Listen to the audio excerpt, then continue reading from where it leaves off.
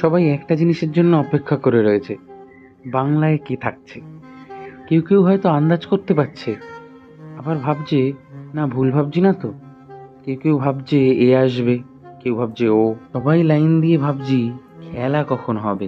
আমিও অপেক্ষা করে রয়েছি, জানি না বাংলার কি হবে। সব কি আগের মতোই থাকবে, নাকি একটু একটু করে বদলে যেতে থাকবে। সে বাংলা হয়তো একই থাকবে যেরকম ছিল, খালি মানুষগুলো হয়তো যাবে আর আসবে। রং বদল হলো কি হলো না, তাতে সাদা কালো সাধারণ মানুষের কিচ্ছু যায় আসে না। তাদের জীবন একই রকম চলতে থাকে, একই রকমভাবে কাটতে থাকে তাদের যাত্রা। সেই রোজকার ভিড়, রোজকার ডেইলি প্যাসেঞ্জারই, সেই চেনা চেনা মুখ।